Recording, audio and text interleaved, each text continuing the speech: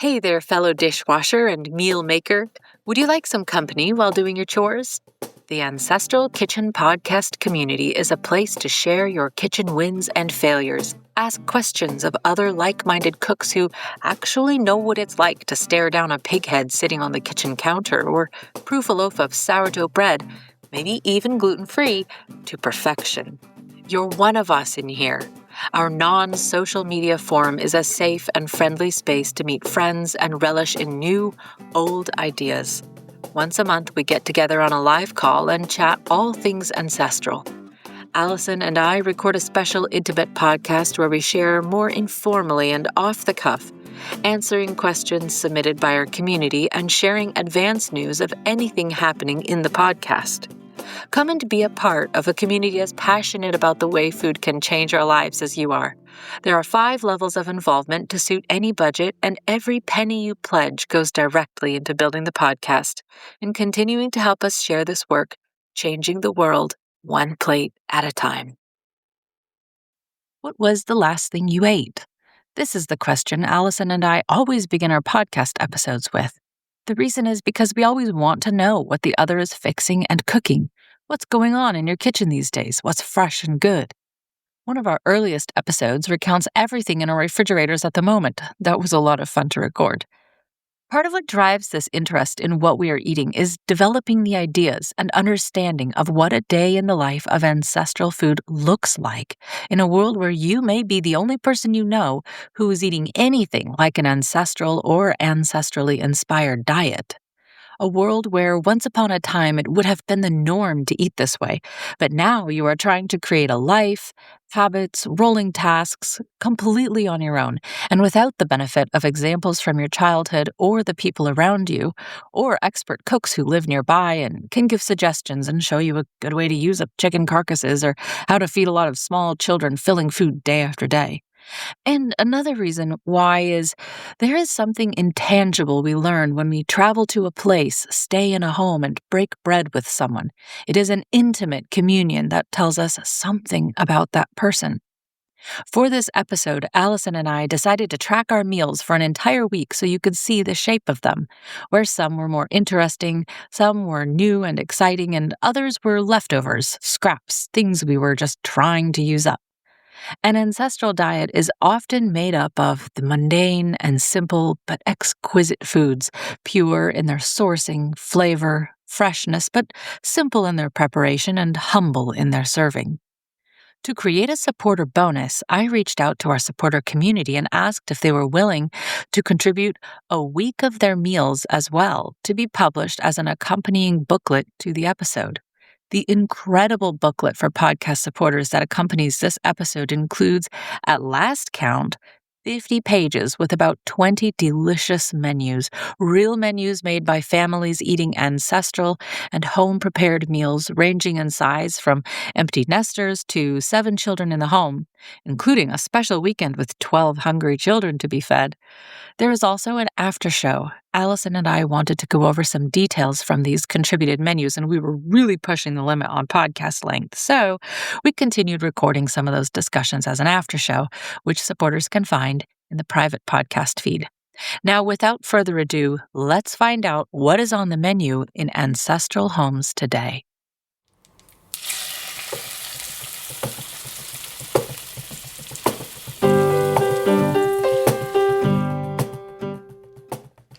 Welcome to the Ancestral Kitchen Podcast. I'm Alison, a European town dweller living in England. And I'm Andrea, living on a family farm in Northwest Washington State, USA. Pull up a chair at the table and join us as we talk about eating, cooking, and living with ancestral food wisdom in a modern world kitchen.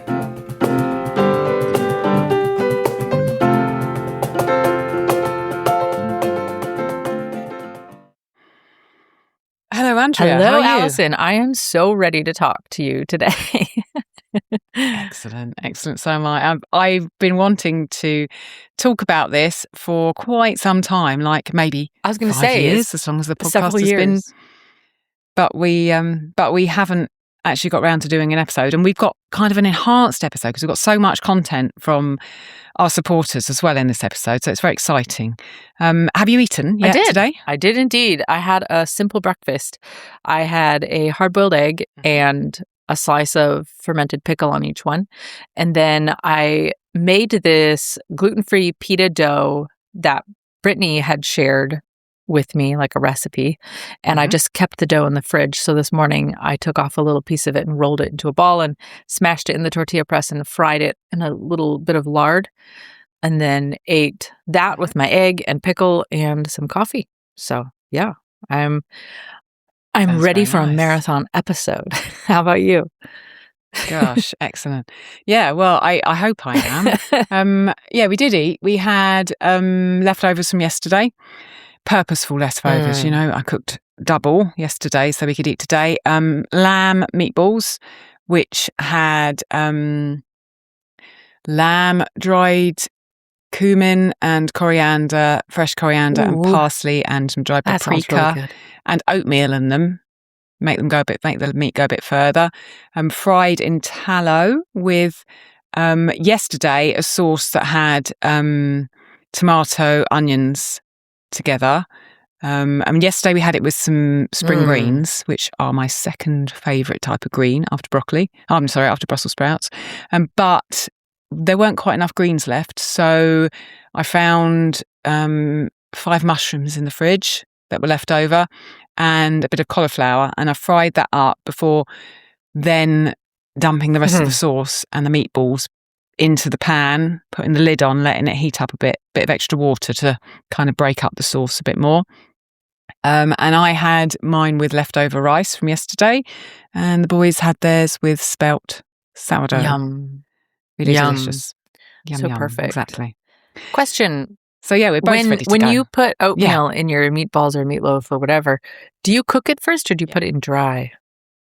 No, put it in dry. Me too. Okay. Yeah, the meatballs were fried for quite some time, so I'm happy that oatmeal was cooked through. It was actually medium stone ground oats, or medium oatmeal as we call it in this country. So it's not quite as fine as flour, but it's not chunky like steel cut. Somewhere in between. All right, I've just used rolled.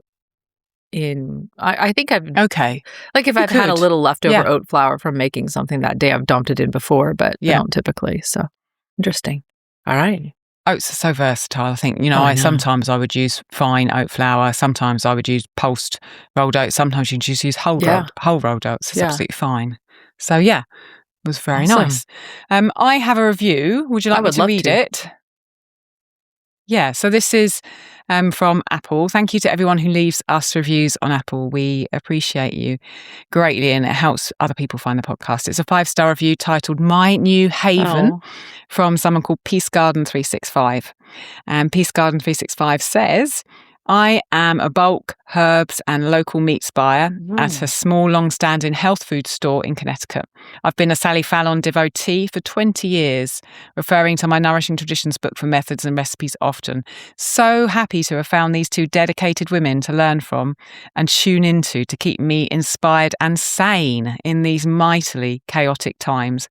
I've learned tons more. Thank you, Alison and Andrea, for creating a haven and community around these wise, healthful and grounding traditions. Many thanks too for the troves of valuable resources.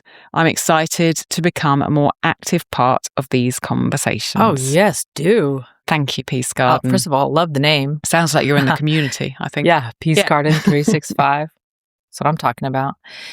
That is an awesome... Boy, if they've been reading Sally Fallon for 20 years, that's basically since that 20 years since the book came out, right? That's like early adopter. That's awesome. Yeah, it's wonderful. I like thinking of this as a haven. Nice. Thanks for being a listener. That is how it feels, isn't it? Yeah, a little space, a little safe place where I agree. Everybody's at least as weird as us. I think the community members feel that, because there's a deeper community available in there. You get to chat to people and see people and talk to people, and it feels like this safe space. I agree. Where you can just be you, which is really nice. Okay, just before we start today's topic, we've got so much to talk about, so I'm not going to hang around for very long, but I just wanted to remind people that we do have a newsletter. If you go to ancestralkitchenpodcast.com, you can get at the top of any page on our site our 20 steps to an ancestral kitchen free, and you also get signed up to our newsletter, which at the moment is coming out about once a month. So don't forget about that. Lots of interesting stuff in there. Andrea, I'm going to push the mic over towards you so you can introduce the topic today, which is very exciting. Today is something you and I have long wanted to talk about, and it is well worth talking about for many reasons. And what we wanted to do today was write down over the course of a week everything that we were making for our meals and then share it with you guys. So most of us did not grow up eating ancestral foods. We get a lot of our exposure to them through paintings or pictures or old books or flipping through old cookbooks or, now looking at things online, Instagram or Pinterest or wherever people are with food and pictures of food. And many of us don't even know people in our real life who cook the way that we all cook here. So we're often on our own, basically developing our family culture, our food culture from the ground up and trying to recreate it maybe from little snippets of things we've seen in the past or things we've picked up from people online. And looking online for inspiration, I find to be a very daunting and overwhelming experience. Absolutely. Thank you for agreeing. I feel like, there's no reason to say people shouldn't do this, but oftentimes what is shown online is the best of the best, really good looking pictures of food, really great displays, the most exciting dishes you made. And it seems like food must be very complicated. And I hear people say all the time, I couldn't do that type of food. It's too expensive. It's too complicated. I don't have the time. I don't have the money. When in reality, there are special feast days or meals that are quite exotic or elaborate, but most of the food is pretty mundane. And I felt like if we actually wrote down our meals, we could illustrate that in a positive and healthy way. Now, I put the call out, Allison, to members of our supporting community, and I said, if I just posted it in Discord, I don't think this went out over email, but I posted in the Discord and said, if anybody wants to write down the meals you make for a week and send them in, then we would love to share them with our listeners at the end of the episode in the form of a download. Well, they did. 13 people sent in menus. And so, including yours and mine, we now have a book called A Treasury of Ancestral Menus, Volume 1. And these are 15 real-life menus, yours and mine, and then 13 of our members. There's a number of recipes included in there. Some people actually typed the recipes for what they're making in line with the food description. Okay. And a couple of people sent in extra meals that they'd written down. And this is food that real people really ate and really made for their families. And the range includes our listener Lizzie sent in her empty nester dinners. And then we also have Rachel, and she and her friend, who they each have a number of children, got together and she wrote down their weekend menu, which was 12 children and 3 adults. And so we have kind of a range of meals here. And you'll see there's some repetitive days, and then there's a couple people, their meals overlapped with Easter, so you'll see some Easter food. And a huge thanks to all the supporters who sent things in, as well as all the supporters who were just keeping the lights on while we worked on this project. And of course, all the listeners who are listening, sharing, reviewing, and making this podcast so successful. So we look forward to putting out another volume in the future. Milling your own grain is all well and good until you learn it takes several hours leaning over a heavy stone quern just to produce enough flour for a few pancakes. Well, we say no to that. Enter Mock Mill, the modern and ancestral way of stone grinding your grain without an entire village of sisters at your beck and call. Learn about grinding your own grain and using it for baking by visiting ancestralkitchenpodcast.com/milling to read our Guide to Milling Your Own Flour. You will learn about surprising savings and health benefits from home grinding and why Allison has so heartily recommended the mock mill. Wait, mock mill does not give referral links. They simply look to see what website a customer traveled from when purchasing their mock mill and then give a generous referral to us in your name. If you are investing in a mock mill, please visit ancestralkitchenpodcast.com/milling to shop, and the referral does not cost you a thing. If a family member is purchasing a mock mill for you, after you promise to make them loaves of bread for the rest of their life in gratitude, then make sure they click ancestralkitchenpodcast.com/milling and travel directly to the mock mill link provided there to make their purchase. We are thankful for you remembering us when you shop, and we will raise a piece of toast in your honor. So, Allison, why talk about a week of meals? Seeing the true ebb and flow of food over the course of a week, seeing that sometimes it's interesting dishes and sometimes it's repetitive, how it changes from each season or as you move across the globe when you look at the different menus that are sent in, and how each family also has their repetitive favorites. I noticed lots of repeating breakfasts in the menus that people sent in. I felt like this was... That kind of makes sense, doesn't it? You know, if any meal is going to repeat. Yeah. I mean, our supper repeats quite a lot, but it tends to repeat as in it's just leftovers. And so that's why it repeats. So some days it's different, but it's always leftovers.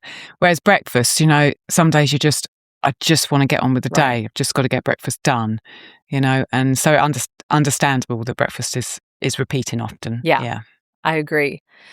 And we'll go a little bit more into that, the breakfast and the repetition farther on. But before we go very far, I want a history minute.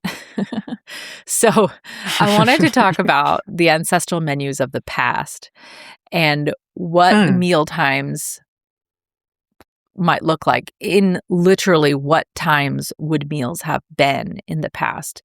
And there's a wide range. You know, you've got an entire globe to look at, and you've got thousands of documented years of people to try and suss this out. So I can't really tell you the whole world, but I will say that by and large, there were not 3 meals a day up until fairly recently. Lunch was invented more recently, and lunch, the way we think of it today, is actually a result of industrialization. So the word that we use called dinner, what meal of the day does dinner feel like to you? Oh, we have this discussion quite often. Gable tells me off for calling it dinner and not lunch. And I think dinner means the evening meal. Okay. Traditionally for me. For me, we also use the word dinner for the evening meal. Yeah. And sometimes it's dinner and tea in this country. Okay. So sometimes dinner is lunchtime. I just said lunchtime, but 12 o'clock or noon. And then tea is the evening meal. But some people use supper as well. But some people use supper as a snack before bed. So it gets really complicated. And the fact that we can say lunchtime and we know what that means actually is a result of factories having bells. And that was an interesting invention. So let me back up just a moment and say that dinner used to be a word referring to the first meal of the day. We kind of still use that word because dinner seems to be descended etymologically from Romance language words that mean basically de-fasting, unfasting, or break fast. And so we do say breakfast, but we also kept dinner. So English of us. Let's just collect all the words. So if we look at medieval England, then upper class or people living in the city, so not necessarily all upper class, but people who were not agricultural, the first meal of the day, which was dinner, was taken fairly late in the morning. It seems to be around like 10-ish or something. For one, upper class people could sleep longer, whereas agricultural workers have to take advantage of the sun shining. But working, they would need to all go to chapel first if you lived in the city or in a great house or something. And traditionally, you would not take communion after you'd eaten. You would want to take communion fasted. So no food before chapel. Working people didn't have chapel. They had to go right out to the fields and start work. So they would, it seems, eat something, but fairly small before they headed out. And then a midday meal would be brought to them. And do you have something in England called a ploughman's lunch? Is that a term you've heard? Yeah. So that's kind of based on this idea of maybe some fruit, some bread, a shelf-stable cheese, maybe even pottage that you could be eating. So that's really popular in pubs now. That's where you see the term ploughman's lunch. You can go to a pub and you can have a ploughman's lunch, and it's cold, and it's always bread, a pickle, and then you can either have cheese or meat or something like a Scotch egg, and then salad on the side. And it's a cold platter that you would have. And that seems to have come about, again, because of factories, and people needed... Now nobody was bringing you food. You had to get out when the bell rang, find food quickly, and then get back before the machinery started up again. Supper, which is the word super, the super was later in the day, and so you can imagine what they ate. Soup. So this was considered usually a lighter and less formal meal than dinner, and then you were in bed at dark. So lunch seems to have been, lunch as an idea of an express midday meal for all classes was invented later for most. If you were a worker, you needed that extra fuel to keep going. If you're a rich lord in a house somewhere, you could just have your servants bring you a little snacky snack, and you don't have to really fuel yourself. And according to the food historian Ivan Day, lunch was a very rare word up until the 19th century, and it seems to have been invented as a more general concept around the Regency or Georgian period. There's a ton of interesting history around lunch, and I have linked a lecture in the show notes if you want to hear about lunch for an hour from a lady who wrote a bunch of really interesting sounding books. Gosh. You said Ivan Day. I saw Ivan Day last weekend, which is a bit of a coincidence, isn't it? Well, now I know how to pronounce it. Is it a he? His name? So he is, he's written a lot about oatcakes. He's written a lot about oat. Him then. And he has sort of made old oatcake breads. He's kind of the only person who's crazy enough to do it apart from me. Well, how hilarious. We both encountered him within a week. He was at the... He was at the Leeds Food Symposium that I went to on Saturday wearing my Ancestral Kitchen podcast sweatshirt. And he generally opens the morning session, and he was opening the morning session. Alison, that's really weird that you brought his name up. We run on the same vibration, I swear. We just can't escape it. That's amazing. Well, in this episode, Alison, we're going to learn that you are part of the very moneyed upper class because... You are indeed. During the Victorian period, I quote an article linked in the show notes, it was not uncommon for the wealthy leisured class to be partaking of breakfast, elevenses, lunch, afternoon tea, dinner, and supper. I saw how many meals you put in a day. Breakfast, elevenses, lunch, afternoon tea, dinner. Maybe not quite That's that many. 6 meals a day. No, not 6. I was lucky if I pulled off 3. I actually... we'll talk about that as we get farther. But if anybody has wondered, I'm a mother with a bunch of children, how it's so hard to have breakfast and then a snack and then lunch and then I really want to pull off tea somehow and then supper. Why can't I do it? Well, because that was a concept invented for the very wealthy, aka people with staff to do the work for them and run things up and down the stairs for them. And for peasants, which is most of us, then it was actually 2 larger meals, a large dinner or what we would call breakfast and an informal soup supper with a field snack in between. What's really interesting is that, those people who were the wealthier class obviously weren't moving around that much. It's the people who were running up and down the stairs, giving them the food that were running around. And I wonder if they're eating breakfast, snack, lunch, tea and supper all of those meals, 6 meals a day, they weren't burning those calories off because they weren't moving around much. So they must have been really small portions, or they must have ended up like really allegedly big. Their breakfast was or maybe that's gigantic. why they had gout. And how did they eat it all? I have no idea. I don't understand. So the reason that there are my second breakfasts, and I didn't quite know what to call it. I was going to call it a snack, and I thought I'd just call it second breakfast. Because the reason it's there is I never used to eat second breakfast. You just used to have breakfast, lunch, and dinner generally, unless I was extra hungry, and then I'd have a snack. But what I've found works for me is that generally I struggle to get enough calories in to have enough calories and to sleep well. I've noticed if I don't eat enough, I generally wake up in the night. And so for many years in different ways, I've been trying to address, waking up in the middle of the night, and lots of theories and lots of experiments. And that's for another episode. But eating more has helped me. And I've not been able to do that by eating bigger meals. I can only eat a certain amount at a meal without feeling too full and uncomfortable. And I've talked to several people in the community about this who have a similar kind of situation. So whereas the boys, or Rob in particular, might eat a lot more than me at meals, I just can't do it. And in the past, I've been like, well, I should eat these 2 slices of bread, and I should be eating this much because it's just I'm not eating enough. And I just thought, no, this is not good. I'm making myself uncomfortable just in order to make sure I've got enough calories, because I'm scared of waking up in the night. All the health problems, I'm sure that listeners have experienced with health problems. If you find a way that you can mitigate them, you want to actually do that because it makes a difference. But I was like, well, I'm making myself uncomfortable trying to get enough calories. This is just ridiculous.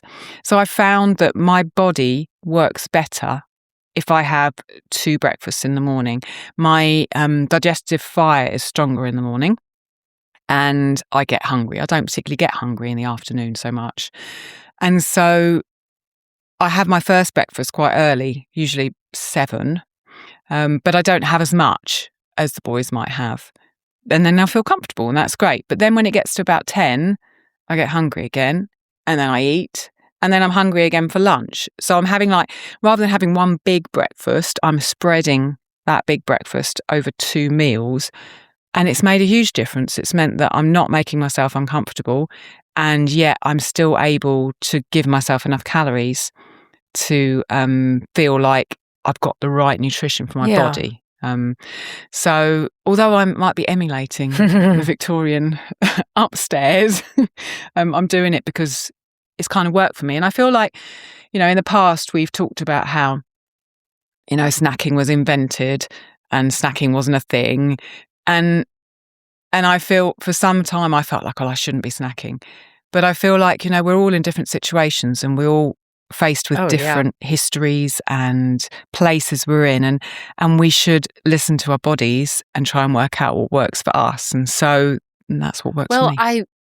So you will hear my first breakfast. Tending to think that a snack itself, while the term did not seem to be widely used, and the word doesn't have that long of a history itself, it probably existed, but under the guise of something like a light tea or a refreshment, right? So the maid will bring you a piece of sponge cake and some tea or something, as one's maid typically does. Or right?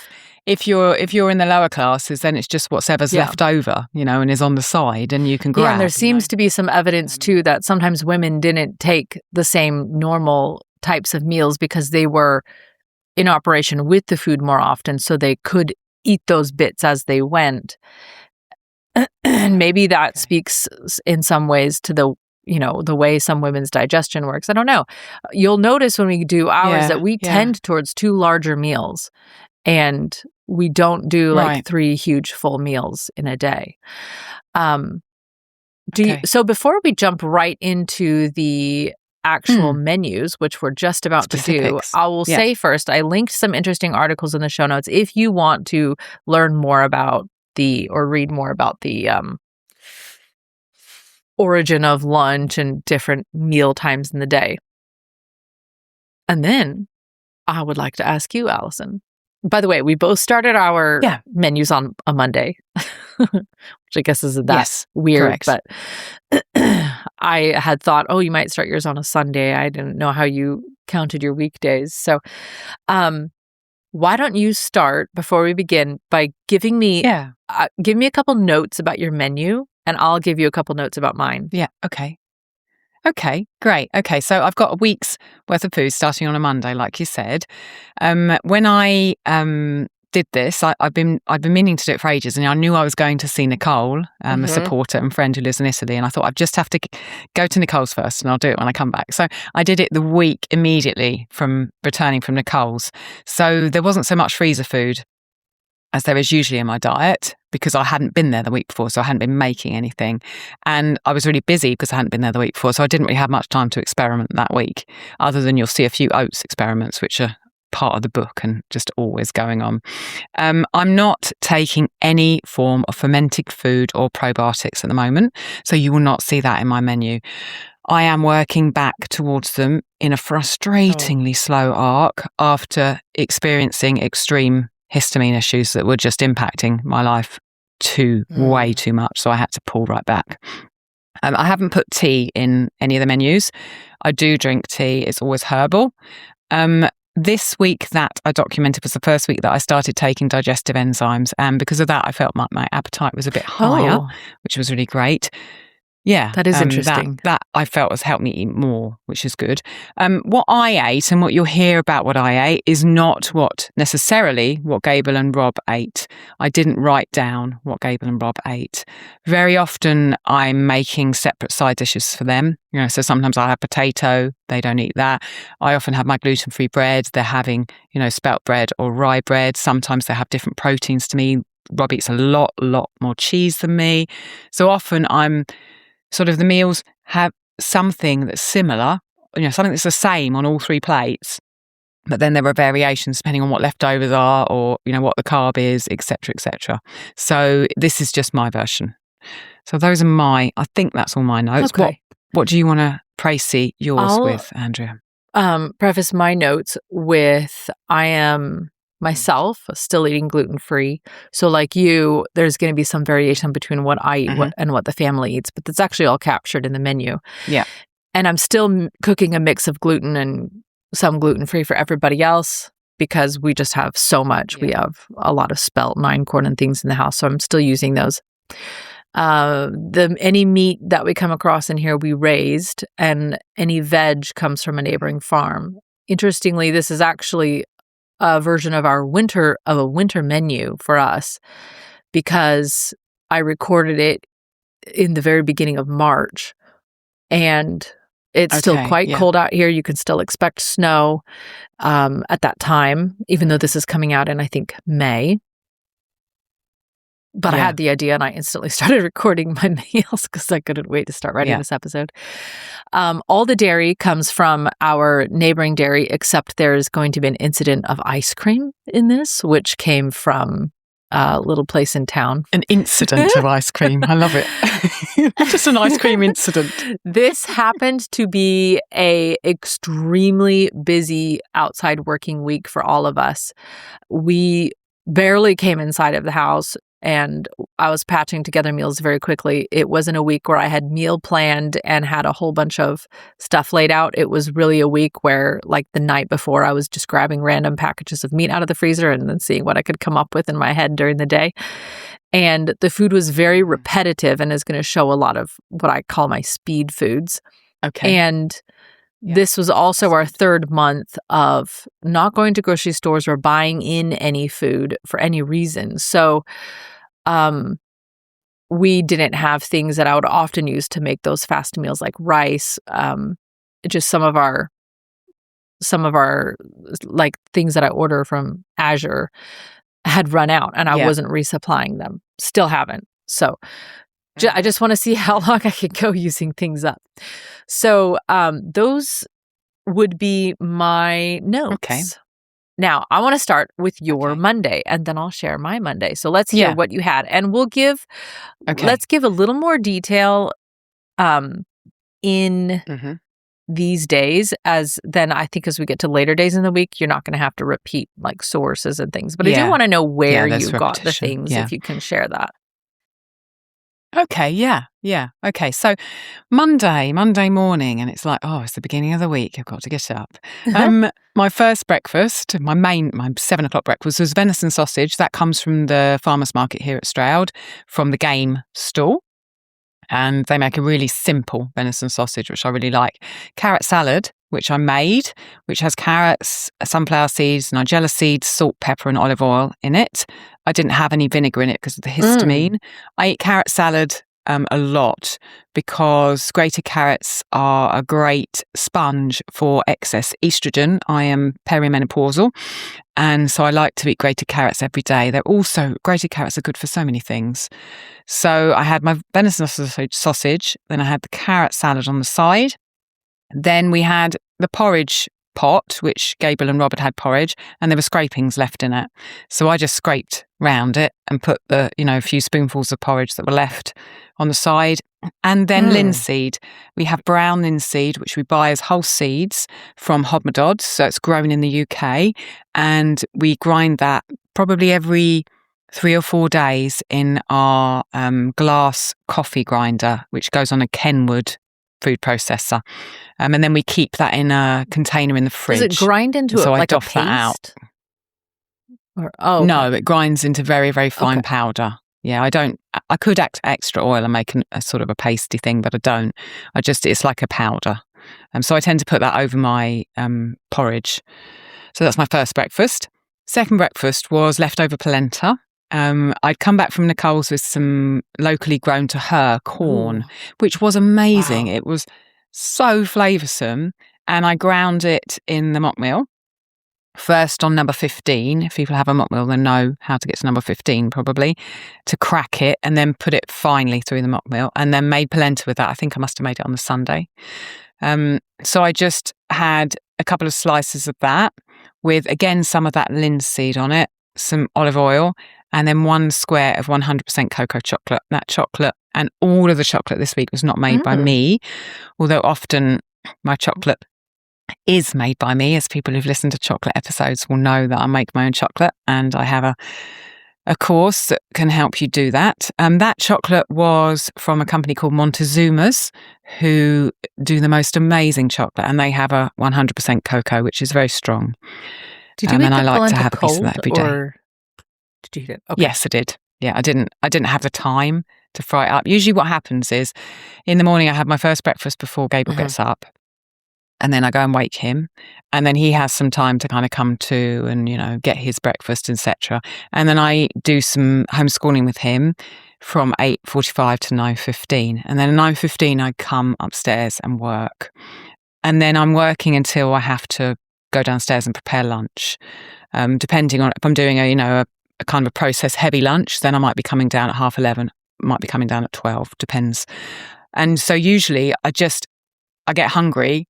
I run downstairs, I find whatever there is left over for my second breakfast, I eat it, and then I go back upstairs because I wouldn't spend the time frying. So you don't really it was cold, but it was absolutely plan delicious. for it per se. It's just kind of no. It's there's always some left over. Yeah. in the fridge. It might be leftover porridge. You'll hear the rest of them later, but there's always something left over. So I never plan for it. I just have whatever's there. Okay. So that was second breakfast. Then lunch was, for me, homemade gluten-free sourdough spread with lard, and then leftover lamb patties, a bit like the lamb that I just talked about that I had for lunch, with an onion and tomato sauce and cauliflower.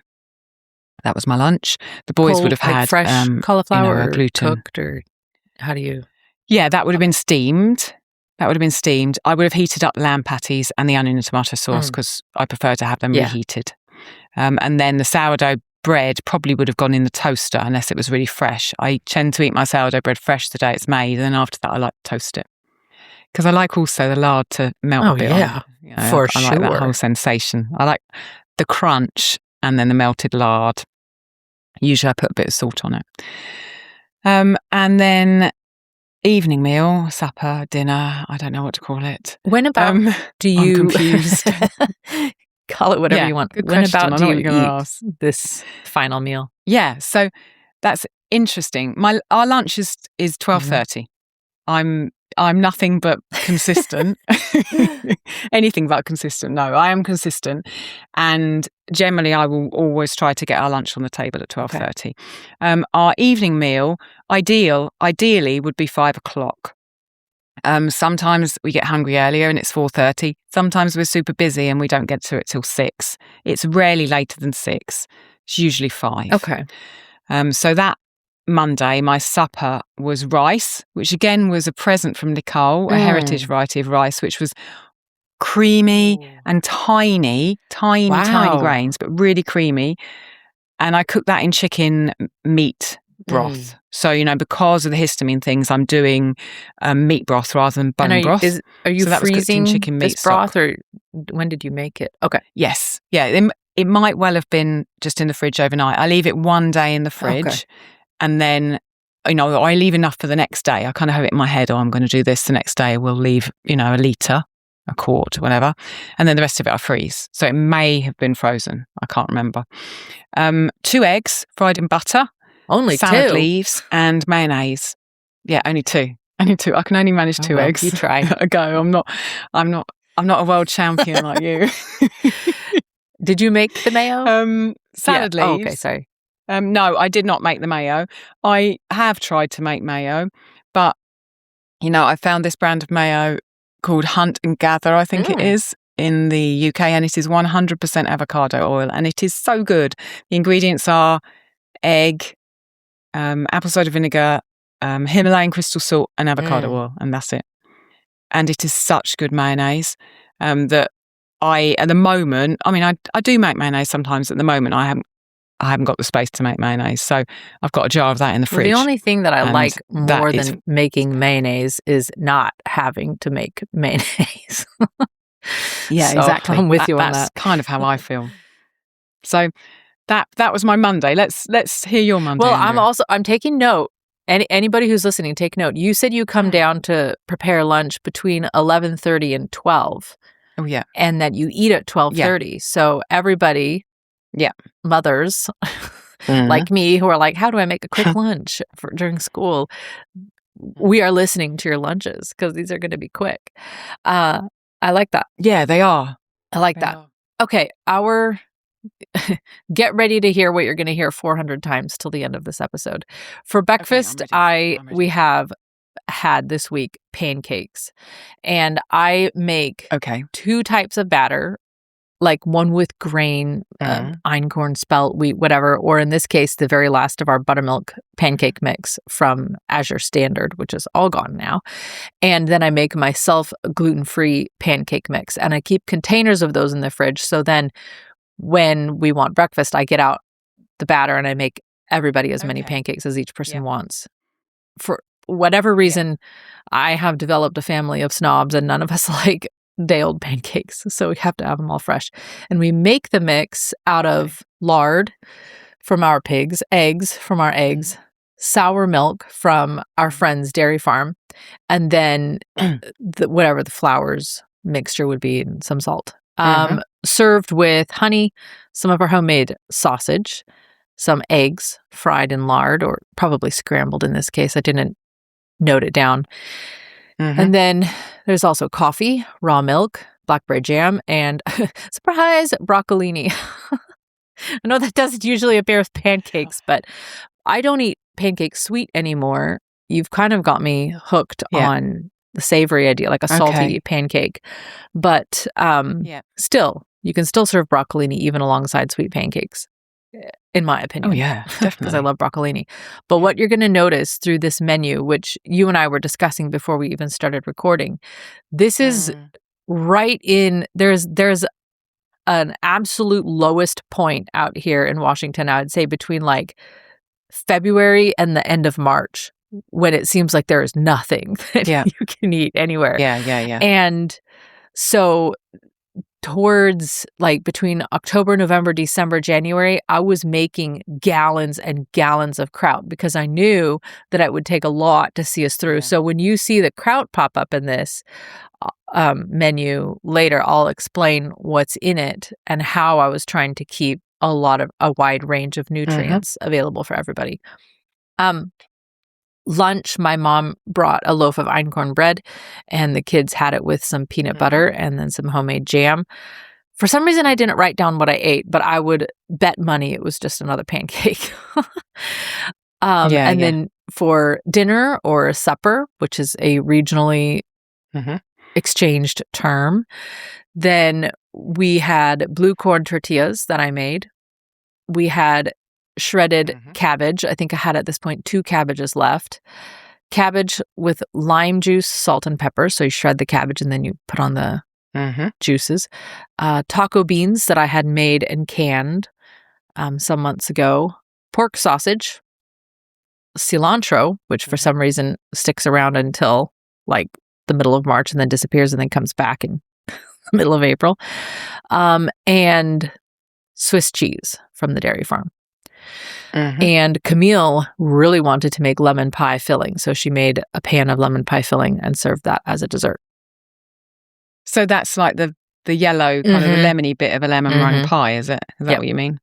Yeah. Okay. So that was our Monday. Let's take a quick ad break and then come back with Tuesday. Are you looking for kitchen inspiration?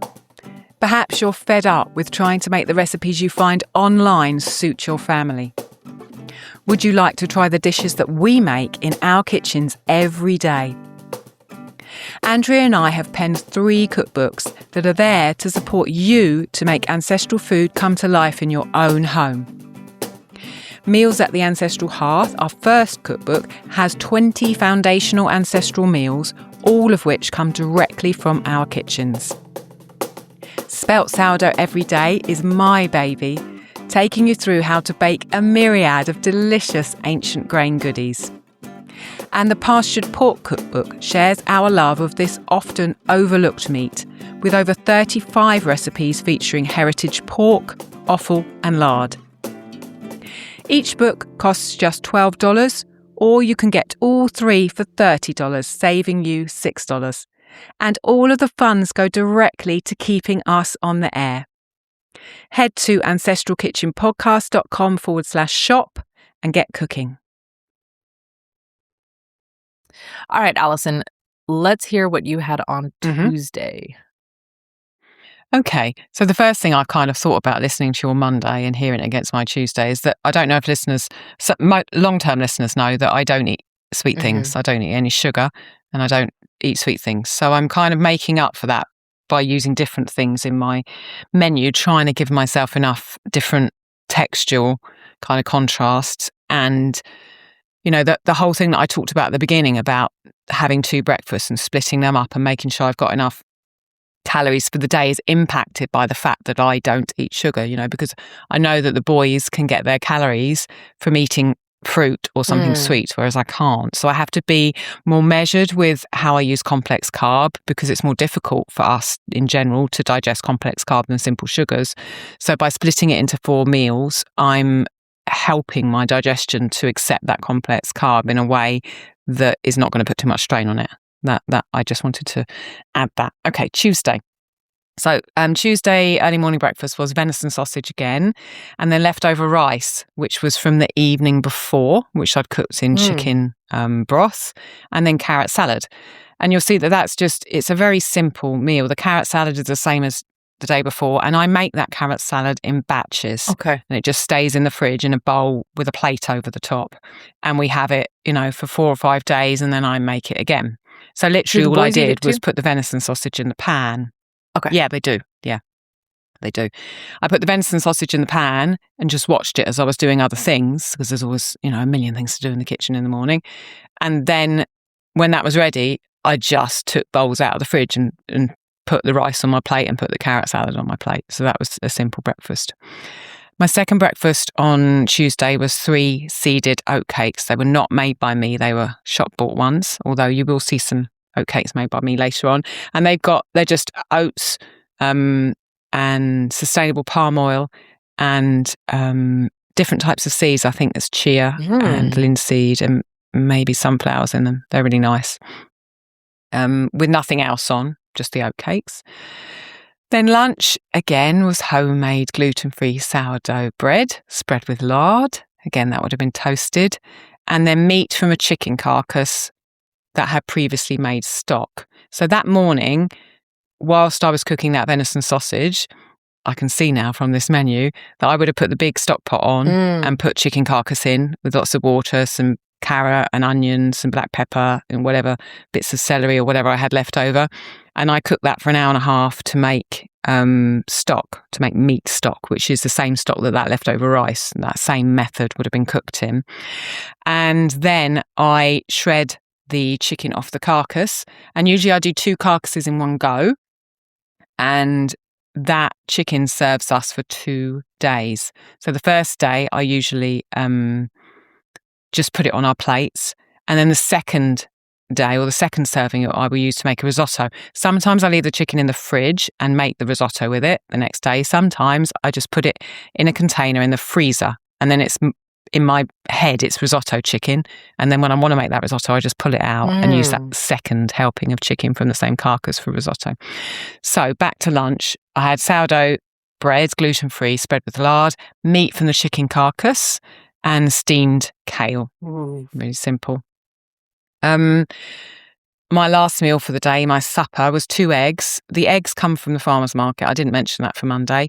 I am the only person in the house that eats eggs, but generally I will buy at least 12 a week, if not 18, because I often put eggs into my gluten-free sourdough bread and use them for other things as well. So I had 2 eggs which I scrambled. I love scrambled eggs. I don't overcook them. I like them really runny, and I like to scramble them mostly in olive oil. That's my favourite fat to use to scramble eggs. I usually put salt. I've been using the garlic salt that Amelia, the podcast supporter who lives close to me, she made out of garlic scapes. So I've been using that, and I put white pepper on my scrambled eggs as well, which makes them kind of really zingy. And then I had carrot salad with that, a big pile of greens, and we cooked some millet in the chicken meat stock from lunch that I'd made at lunch. So everyone would have had that millet for that last meal of Tuesday. So you kind of aim to have the carrot salad once in a day, but it might be a different meal. It's not always. Yeah, it's not always breakfast, but I do try and have it once a day. Often it's just supper. You know, it goes with the salad or whatever veggies we have for supper. All right. Yeah. Well, our Tuesday. Okay, let's hear about your Tuesday. Our Tuesday is, well, that's when we record the podcast. So if somebody goes back, maybe they can find that lunch you had. And I had, before we started recording, I made Earl Grey and put raw cream in it, and I made coffee for Gary. Then when I came upstairs, I had a breakfast of overnight oats, which I'd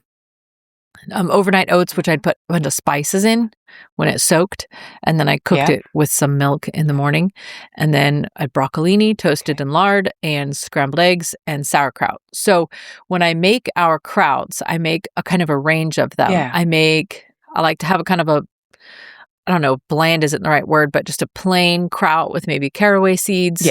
And cabbage and salt.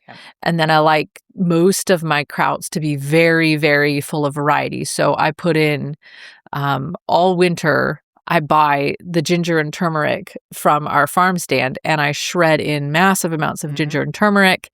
I put in beets and shredded carrots, because we go without carrots for unless I were to be able to grow a bunch of my own and keep them in the ground, which I can do, and I just haven't done yet. Integrating, I'm still buying them from the farm stand. Then I only have them when they're putting them out, which means that they end around Christmas time, and then we don't get them back until like April. So there's that stretch of time is very lean, but that's okay. Yeah, I have to say the carrots that we're getting at the moment we were getting for this, that they are a bit ropey from the market. You know, you can tell that they've been in storage. Yeah, so even though you're still getting them, you're looking forward to those fresh ones. Yeah, the new ones. Yeah. Exactly. Yeah, nothing like it. So the kraut has that golden beets, red beets, colored beets, daikon radishes. I mean, you name it. When all those winter veg are coming in, I just shove everything into that kraut. So then when we have it, we're getting kind of bursts of flavor, color, variety. Even though it's just listed as kraut on there, we're still getting a nice range of things. Sometimes I name them, Christmas kraut or Epiphany kraut or something, whenever I made it. So then I kind of know what was happening at that time. So I've got a question about this breakfast. You've got oats that are spicy with milk. You've got broccoli, the broccoli, the greens and lard, and you've got scrambled eggs, and you've got kraut. Are they all in one plate? Do you eat them at separate times? Do you eat them? How are you eating that? No, I prepared it all at the same time. So the oats, I think, if I'm remembering rightly from this day, somebody started cooking them before I even came upstairs, because I just make the pot and I leave it. And so then it can be started before I come upstairs. Sometimes I'm organized enough to get my podcast day breakfast, something that I, even can turn on and bake in the morning while the generator's banking up the house. Okay, what listeners might know, I can't remember if I said this on our behind the scenes episode, but we have to fill up the batteries before we start recording. So sometimes we have to start the generator 3 or 3:30 in the morning and then shut it off before we start, because you can't turn off the generator during recording or it'll cut off the episode. No, please don't do that. Please don't do that. I'm too much trauma around that. Even the technology god can't fix that one. But no, anyways, exactly. So sometimes I'm organized and I get things done in that window of time, but usually it's just so busy trying to, get the fire going and get things ready. Yeah. So, anyways, after breakfast, then there was a morning snack because my mom came that day. She comes on Mondays to pick up her milk, or Tuesdays. She comes on Tuesdays to pick up her milk and any dairy that I picked up for her. No, she comes Mondays. That's right. She comes Mondays. She usually brings a loaf of einkorn bread, which my kids love. And then she also brought some canned peaches. So we had a snack. There was some had applesauce, some had canned peaches. There was a little leftover einkorn bread, and there was eggs. I don't know if I hard-boiled them or I just wrote eggs. I'm not sure why. And then we were outside this day pretty much the entire day. I came in at one point and I had the night before just pulled out of the freezer some random packets of pork ribs. So I came in at some point and I seared them on the stove. And then I had a little tiny bit of homemade barbecue sauce, which is like a sweet ketchup, basically, in a jar. And I kind of spread it across the top of those ribs. And then I just covered them up and then went back outside and let them cook. We came in for a fairly late lunch, but still within the realm of lunchtime. And I made a gluten-free gravy with pork broth, salt and pepper, milk, and a gluten-free flour. And then we had some kind of greens with a kaffir ranch dressing. I'm trying to remember what greens I would have gotten. I think there was probably spinach around this time.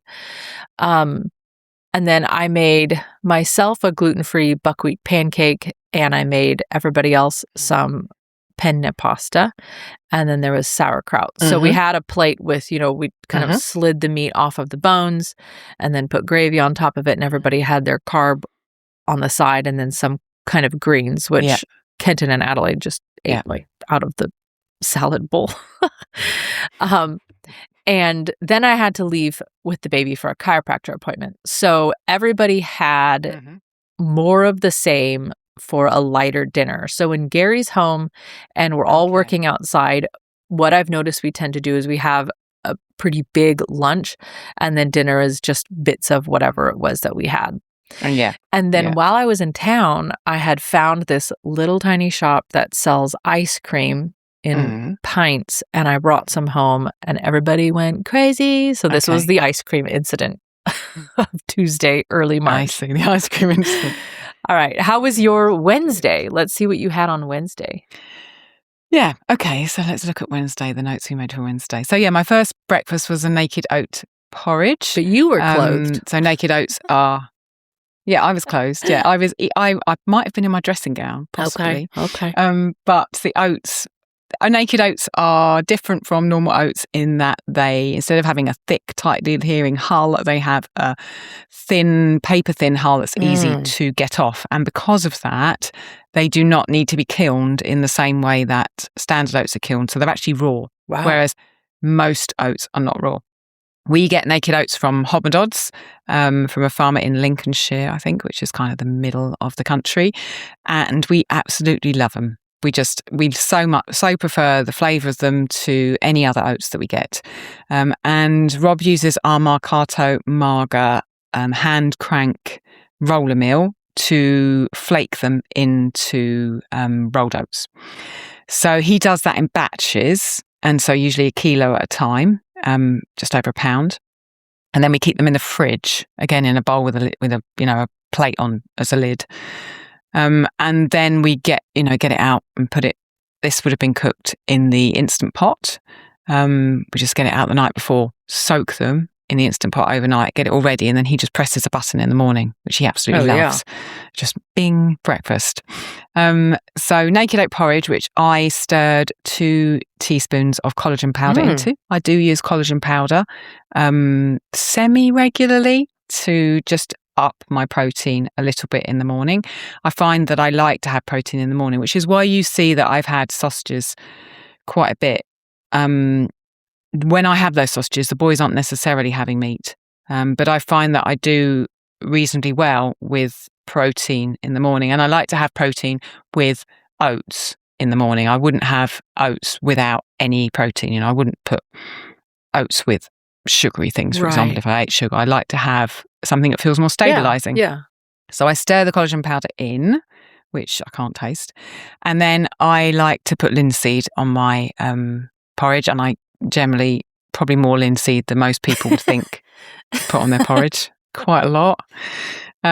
Sunflower seeds and a few soaked nuts, not many, some salt and olive oil, and then mix it all up. Wow, So that sounds really good. Breakfast. Do you grind the soaked nuts, or It are they is. whole soaked nuts, or how's? No, they're whole. They're whole. If I have time, I put them in the oven. We used to dehydrate them, but the dehydrator got accidentally thrown down the stairs, so we don't have a dehydrator anymore. That happens to dehydrators sometimes. So sometimes I like to put them in the oven and roast them at a low temperature. But I haven't done that. I didn't do that week because I was away the week before, and so they just would have been put in with some salt and water. Yeah, the night before. Food that. After you, we keep them in the fridge when we've soaked them. After they're soaked and been drained, we keep them in the fridge for a few days. Yeah. So what were you going to say? I was going to say, food after you travel is interesting. It makes you realize how much we rely on the rolling over of processes day to day. And it makes me think when people say, we ate organic for a day or organic for a week, or how that is just not representative of the way the lifestyle is. It's so difficult to do something for just such a short time. So. Yeah, the rhythms, and it's a rhythm, and when your rhythm is broken from being away, it takes a while to get that rhythm back up. It really does. It would have taken me more than a week to get that rhythm back up, because I think I sprouted some seeds when I got back, so you'll see sprouts later on, but that was broken, the bread was broken, the bread for the boys was broken, oat cakes was broken, and all it's of it a little hard to just jump right back in. You have to kind of ramp those systems back up and build your momentum. Yeah, and you've got to have the goods in the pantry. When I was away, I came back on a Saturday, I remember, and so that meant Rob and Gable went to the market to do our weekly shopping at the farmers market by themselves. And they try hard, but they're not me. Thinking in the way you are. Yeah, no, I totally get it. And so I didn't have in my fridge what would have been there if I had gone to that market. So then it takes me another week until I can go to the market again to get the things that I would have got. And so it takes a good couple of weeks to get Allison, back to it, definitely. All those problems could go away if you just bought everything in a cardboard box at the grocery store. I'm just throwing that out there. I could do an order online, couldn't I, from Nicole's house. I could have had it shipped and arriving at my door for the day I got back. Ooh, shiver. Well, your second breakfast is something that I want to eat, so let's hear about this. Looks so good. Second breakfast was 2 oat cakes with butter. I'm in. Which I generally have goat's butter because I like that. And then oat milk heated with 2 squares of 100% cacao chocolate in it. Oh, that is my luxury. We're talking. It really is. Because, without having the sweet in my life, I look for, as I said earlier, ways to satisfy myself.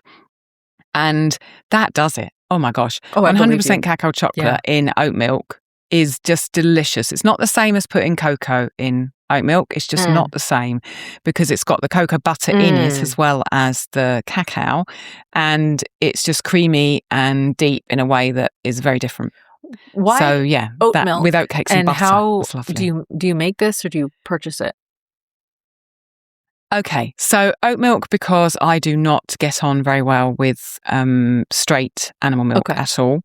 We buy goat's milk every 2 weeks when the goat's milk lady comes to the market, but we kefir the whole lot. Literally, we buy 4 litres of it and all of it goes into kefir. Occasionally, I make like a rice pudding with straight milk, but generally, I don't drink straight milk. And because I can't drink kefir, I don't drink milk.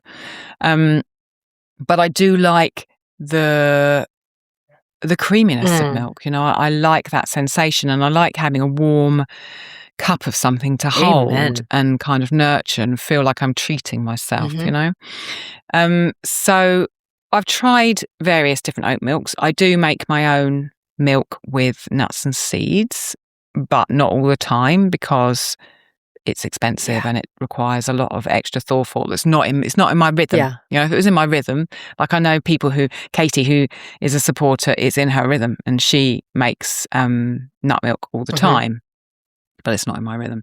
I have made oat milk before in the past, and I've made it, which is a long story, with koji, because in order to get the sweetness of oat milk that the people who've eaten oat milk that's been made by a company, it's sweeter than just cooking oats. So this is a long story, you can soak oat groats and put them in a blender to make milk and then strain them. But if you heat that oat milk, it won't taste sweet as normal oat milk as you buy in a shop. It will be a lot blander. And it's nice. It often also thickens depending on the size of the sieve that you've used to strain it through. I do sometimes eat oatmeal like that. That's more what I would call an oat gruel, like what might be considered an atole in Mexico. But it tastes different. Oat milk uses enzymes, protease, and another one that I've forgotten the name of briefly. And that changes the complex carbohydrates into simple sugars and makes it sweeter. So oat milk made that way is the only sweet, obviously sweet thing I have in my diet. Okay. All the rest of the sugar that I'm kind of eating is complex carb. So I can see with the oat chocolate, milk, if you look at how complimentary that would be. If you look at the packaging, there it's not high amount of simple sugars, but it's not all complex carb. There's a little bit of simple sugar in there as well. So heated with chocolate, it's not too sweet because I'm now used to not having sweet things.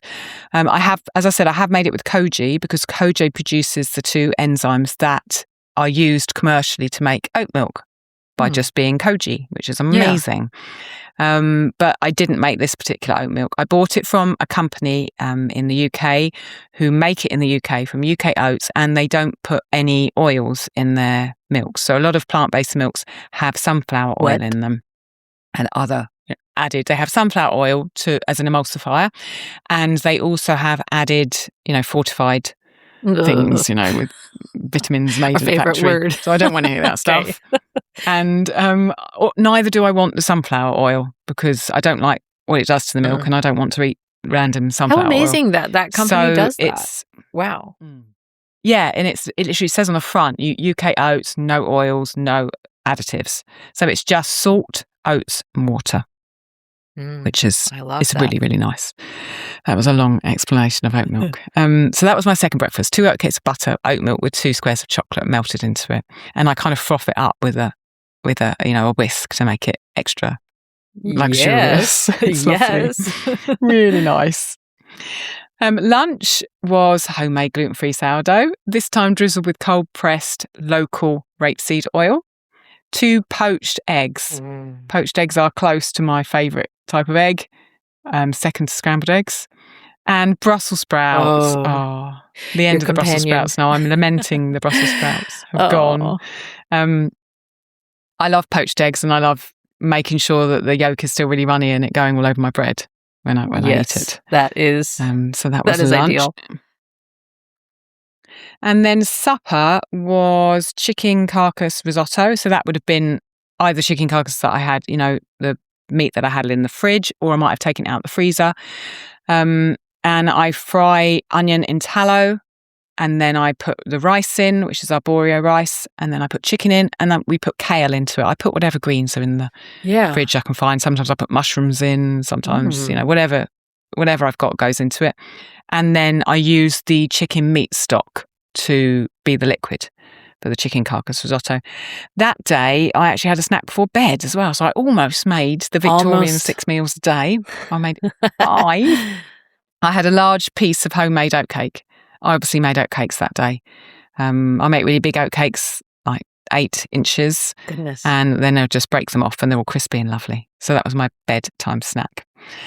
Okay, let's go to you Wednesday, all right, Andrea. Wednesday, you're going to be shocked. We had pancakes for breakfast. Oh, I didn't see that coming. What a change. Fried eggs, sauerkraut, jelly for those who wanted it. I had Earl Grey, tea, and honey. Presumably Gary had coffee, but I didn't write that down. Now, the pot that I made the ribs in the day prior to this was a fairly big one, and I left the bones, the drippings, any scraps in the pot. And then the next day, I put that pot back on the stove for lunch. I heated it up, and then I poured in a quart of pork broth that I had made and canned previously at some point. Probably when we butchered the pigs. I roast any bones we've scraped to make a ton of broth all at once. And then I added in lamb, beef, egg, meatballs. So I just made a big batch of that meat, like ground meat. And I just kind of stood there while the pot was bubbling and threw in meatballs. I put in some coconut aminos, some ginger, dried ginger. I chopped in bok choy, which does hang around. I think it was just starting to come back at this point, if I'm remembering right. Okay. Just like little ones. We served it with kraut, radishes, salt, and more chopped cilantro. So that was a fairly big soup lunch. And then for dinner, we had more of the same. I'm trying to think why I didn't write if I had some kind of a bread with this, because typically... Yeah, I was just thinking, where's the carb? Well, I'm sure I must have made some kind of a noodle or something, but I don't see it written here, and I'm not sure why. But probably something was served. Maybe it was just leftover pancakes.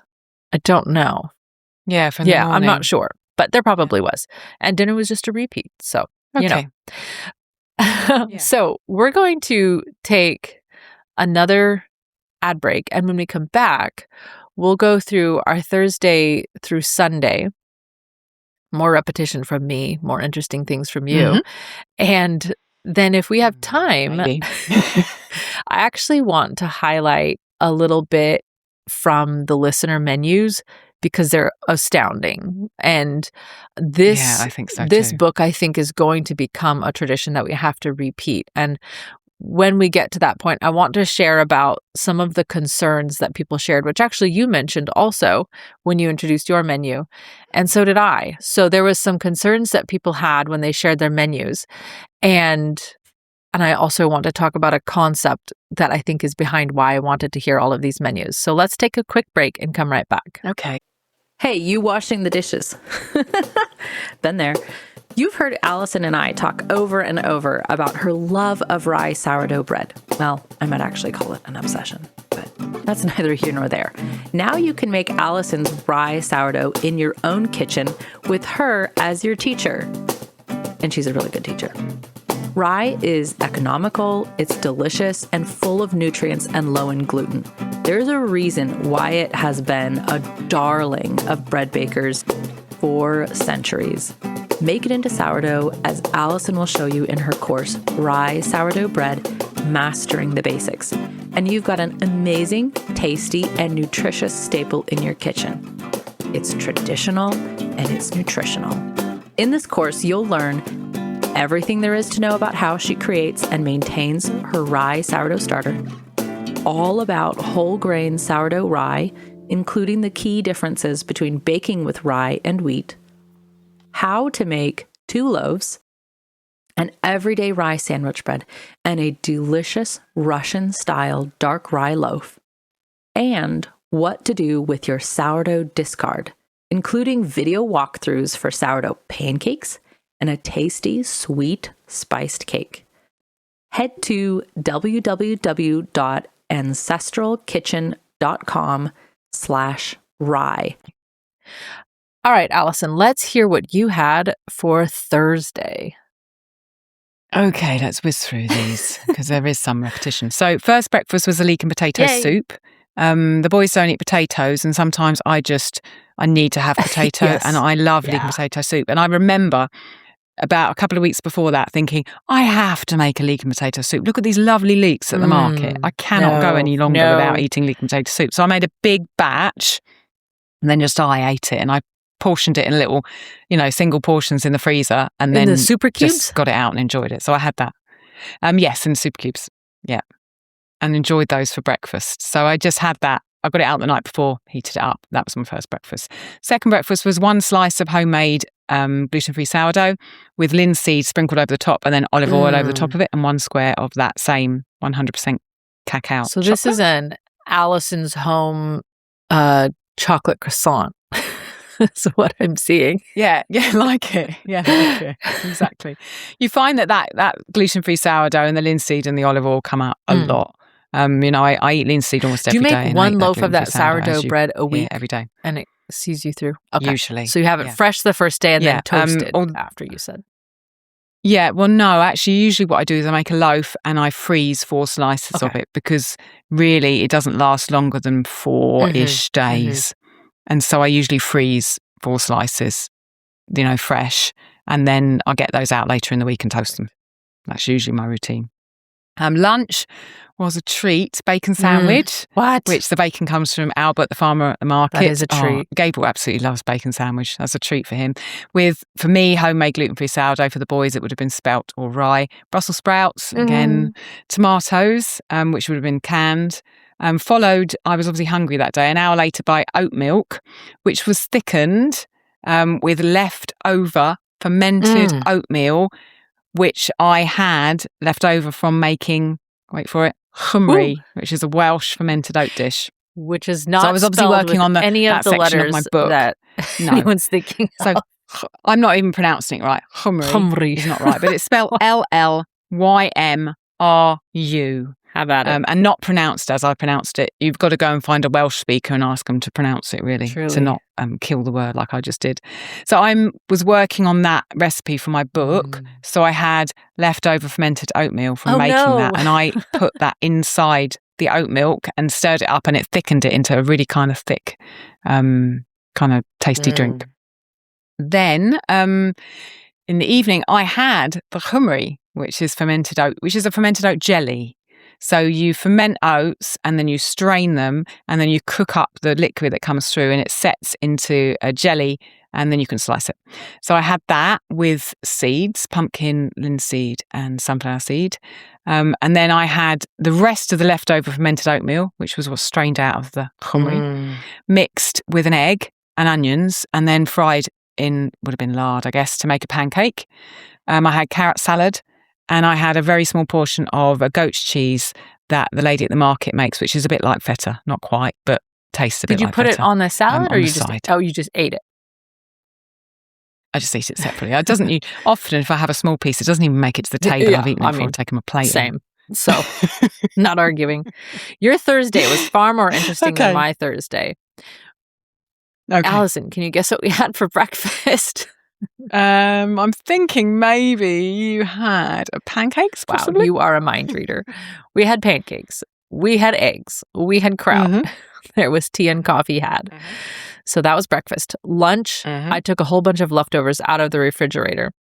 Not sure why I didn't write down what those were, but you've probably already heard about them because they would be from the last few days. And I made more eggs to go with it.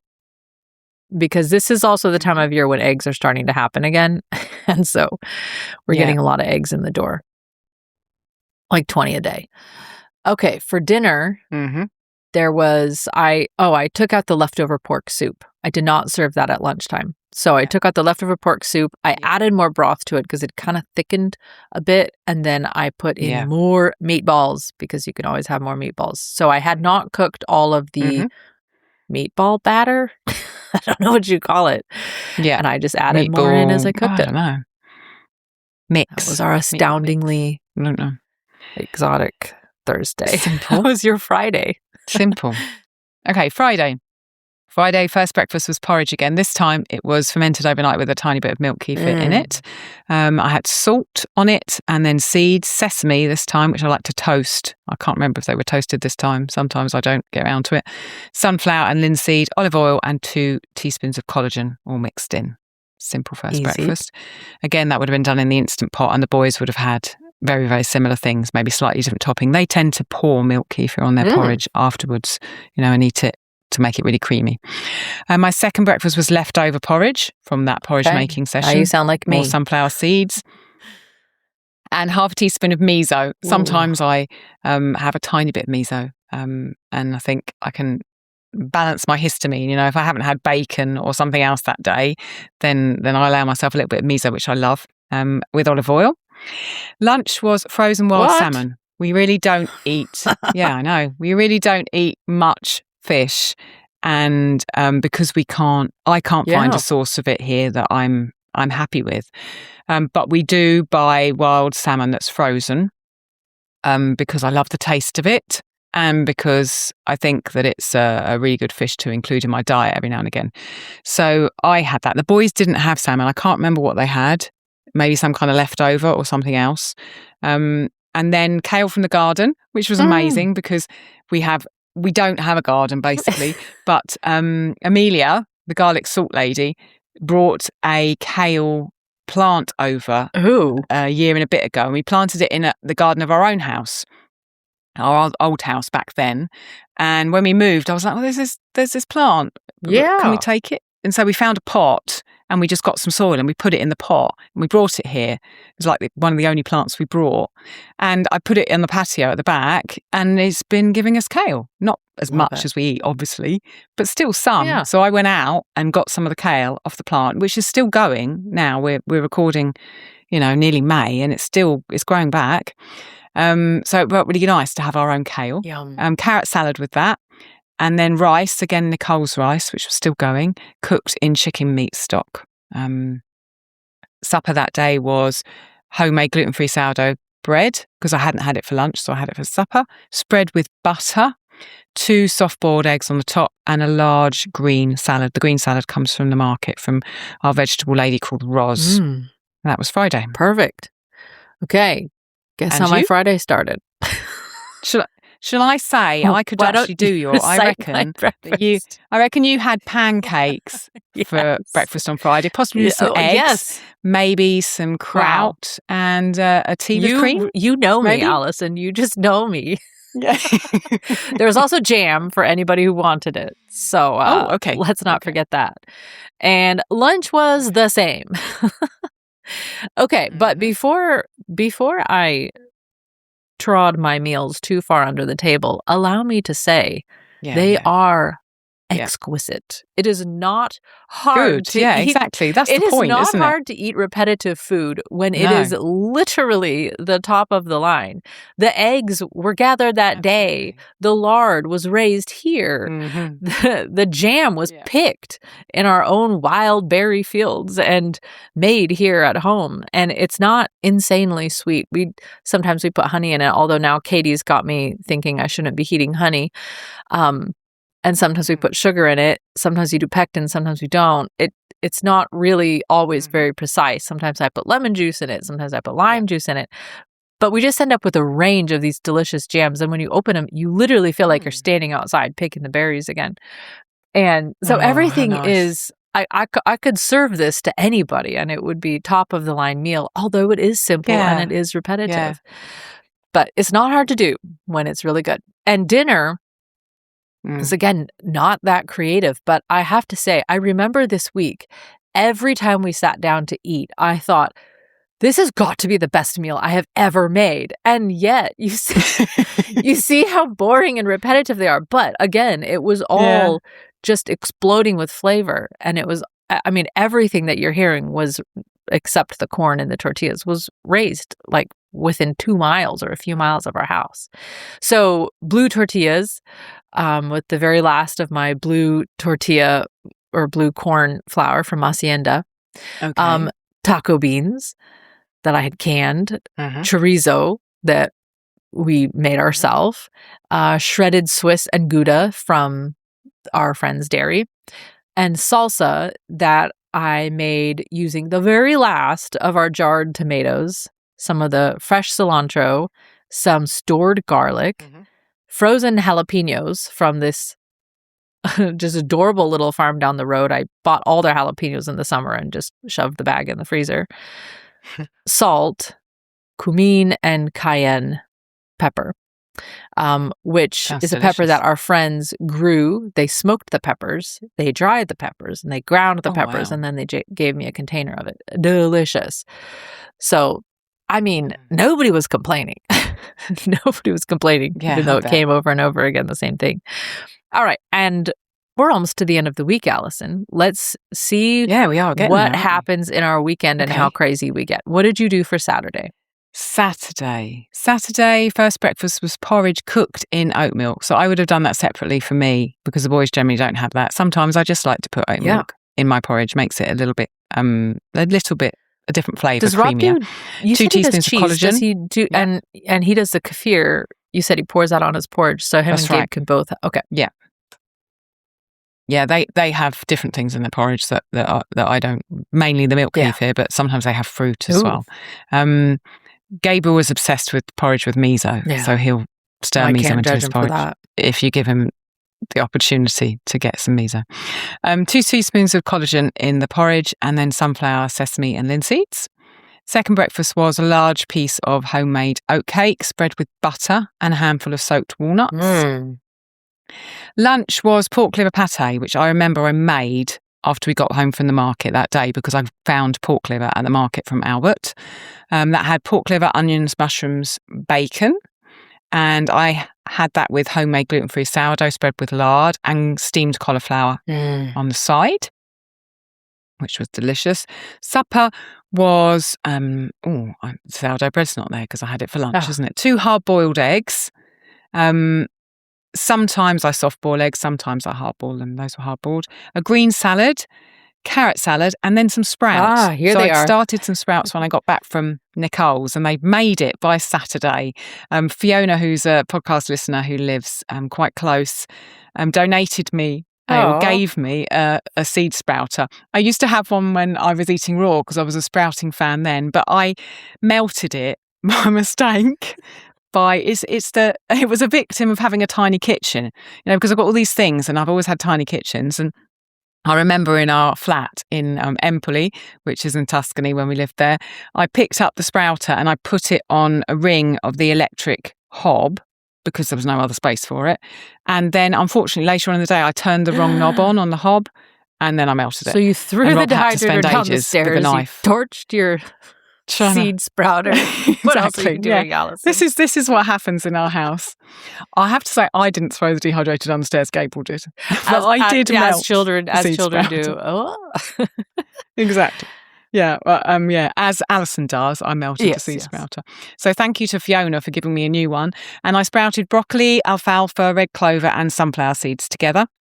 So we had a mix, and I love putting sprouts on my salads. Yeah. So good. I will sprout batch, put it in a container in the fridge, and then every couple of days rinse it before I start using them again because they can tend to go a bit kind of gunky if you don't rinse them.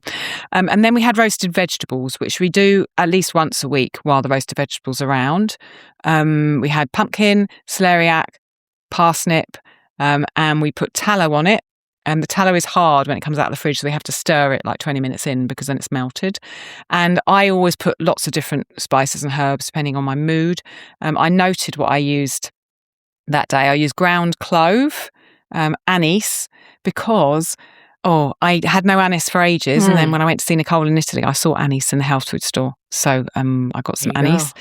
So ground clove, ground anise, ground allspice, pepper. All of those would have been freshly ground, and salt, all mixed over them. So they had real beautiful spicy flavours with that pumpkin, and the fat helped carry those flavours around. You cannot I remember that one. overestimate the power of freshly ground spices. It is a world unto itself.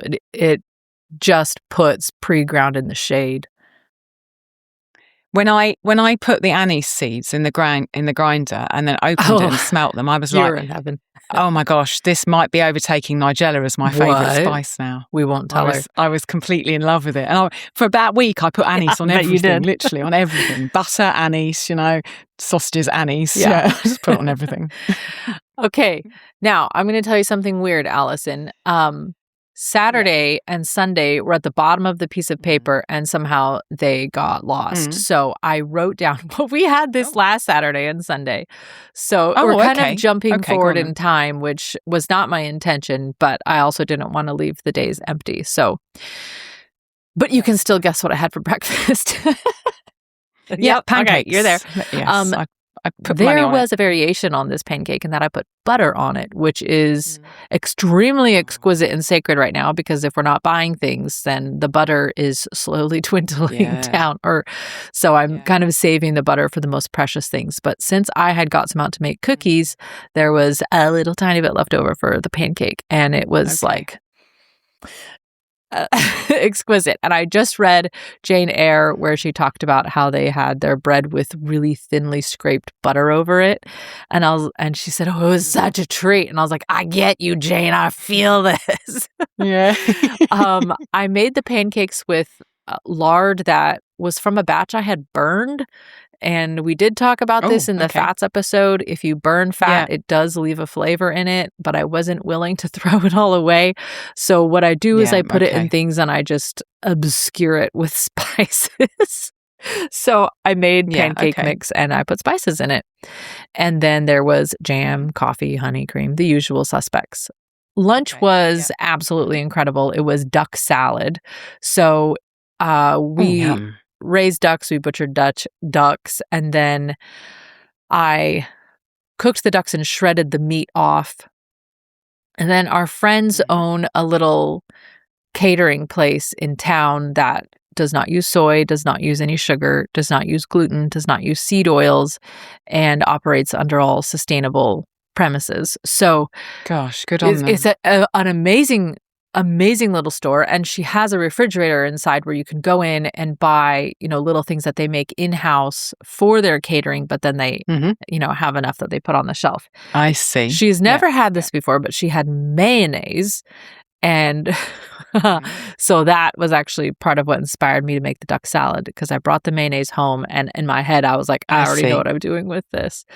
So I had a little piece of cheddar from our dairy friends, and I cubed that. And then I had boiled eggs, and I cubed some of those.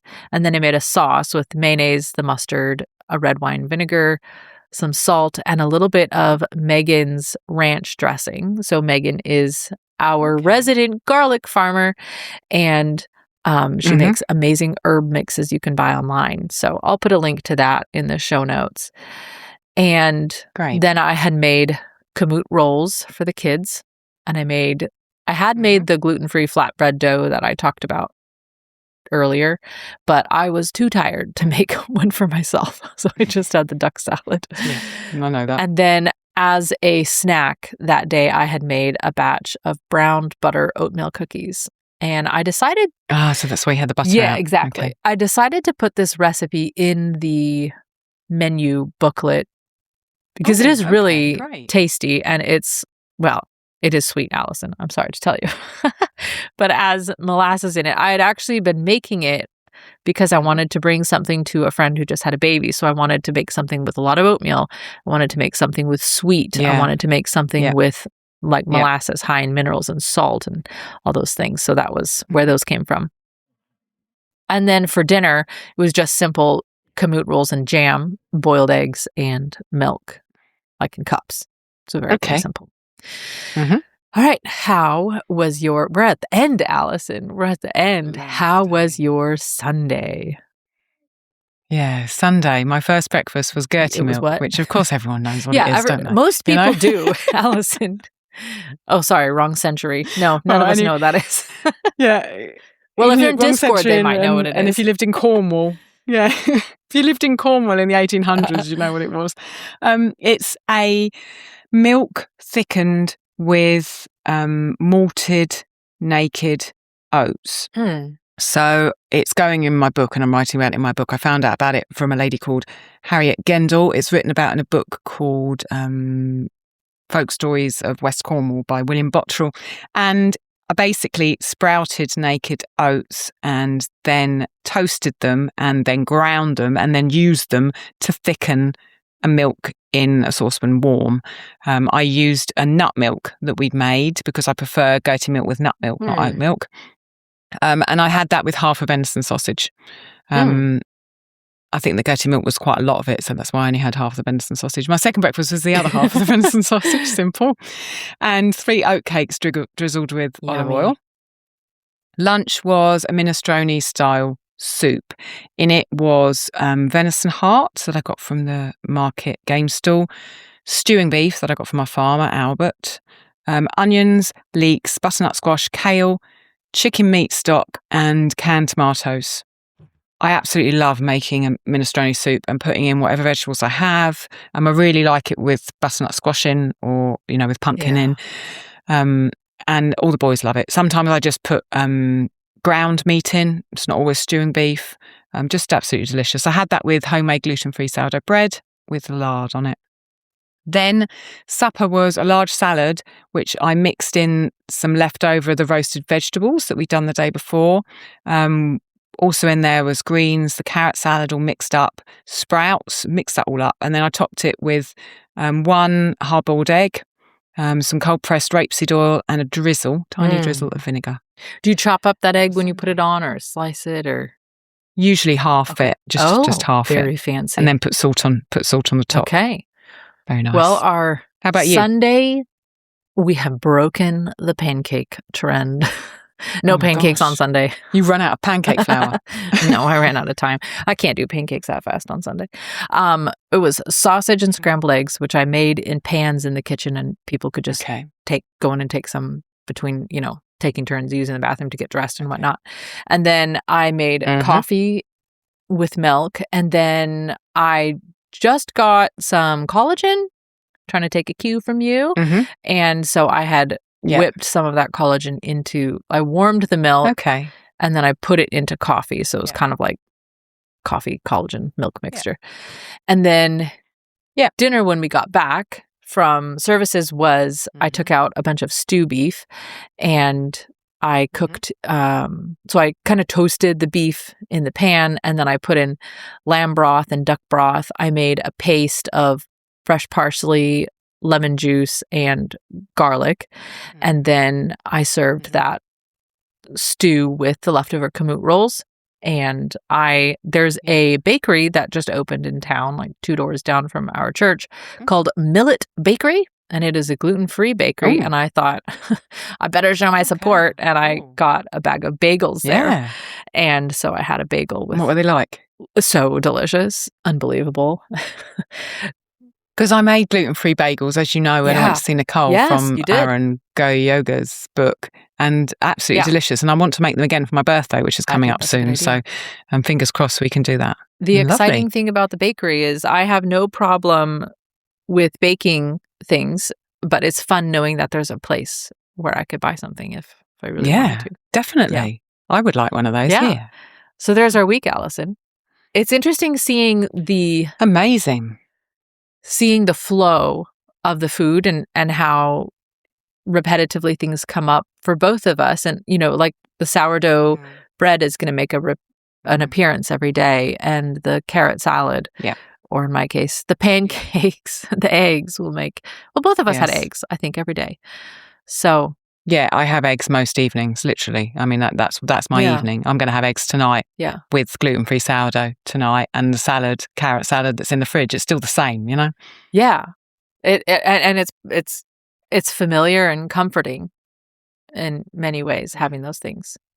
Now, in the beginning of the book, I'm just going to call it a book now. It's gone past booklet stage into a book stage.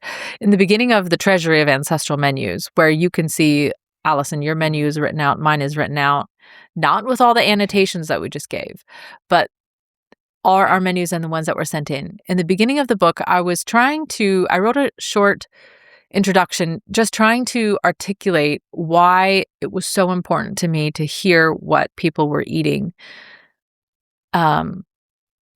for a longer period of time and to get a real picture of it. And when I was doing research for this episode, I listened to the lecture as aforementioned, which is linked in the show notes. And the lecturer quoted someone who, regretfully, their name I did not write down, but you will hear it very early on. It's in the very beginning of the lecture if you listen to it. And she said there's a researcher who describes what she calls your food voice. And this is your voice as expressed through the food you make, not just the recipes or the things that are local, but the way you express your voice through your meals. And when I was writing the introduction, I was trying to explain how when I really get to know somebody, I really want to know what they're cooking and eating, because I feel like I can see you better in that way. And I realized that I wanted to hear your voice, the voice of the people who sent their meals in a more clear and longer way than just an Instagram post, which is just a snippet of words or a picture, but a longer monologue from somebody of their week. And I'm so thankful to all of the listeners who sent their menus in, because it is a lot of work to write your meals down. And the most common concerns that people shared were people kept saying, I'm sorry, I would do it, but our menu's not very exciting and it's very repetitive. And I kept reiterating, no, that is actually part of my hypothesis behind this project, is that all of us aren't eating these super elaborate, fancy meals.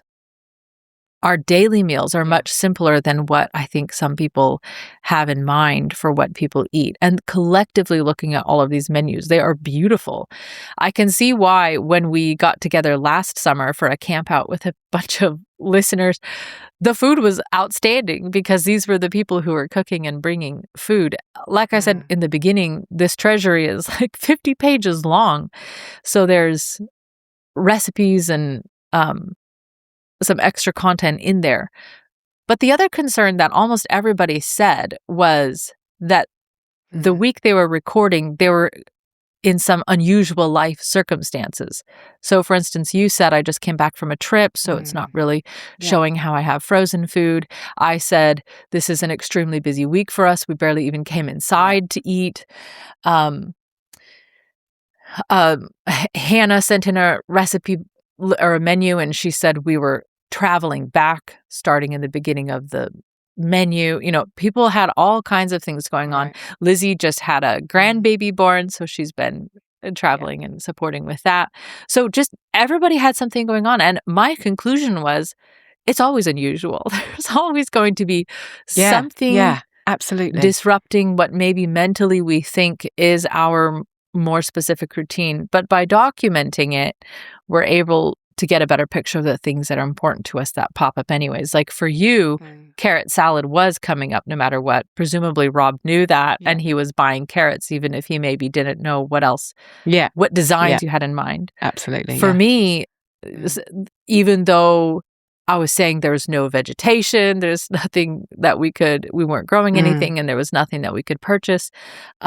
We had kraut, like we had our weird accommodations. So I'm going to just share briefly a couple selections, Allison. Yeah. What I did was I just went into the menus and I just randomly pulled some out. Like I did not pick through the days or try to pick representative or anything like that. I just I just chose a bunch. So you ready? I think I'll get a few, maybe like 2 or 3 in, and then we'll just jump to an after show and finish the week there. Because I actually assembled an entire week of different listeners' menus. Okay, interesting. So first I'll share Hannah's Monday. So they're a family of 4 and they're in Arizona. For breakfast, they had over easy eggs with hot cross buns and fresh berries, raw milk for the child with dairy intolerance, and without the dairy intolerance, and Americanos for the adults. I noticed Hannah had over easy eggs pretty much every day with some kind of a bread. Okay. For lunch, they had toasted rye from the freezer. Sound familiar? Spread with lard and salt. They had raw cheddar, assorted vegetables with a kefir ranch. They had berries again, and raw milk for those who could tolerate it. And dinner was a soaked brown rice bowls with shredded leftover lamb leg.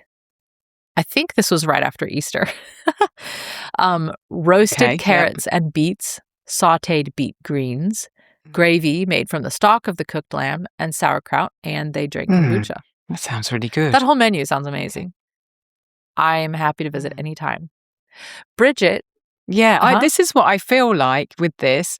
It would just feel amazing to read all these menus and think, I could go there and I would so love all of that food. Yeah. And, that doesn't happen very often out in the real world. I agree. And it just feels, again, like it's another thing that brings us together as a community. This just shared like, I could go to their house, Yeah. It would be lovely.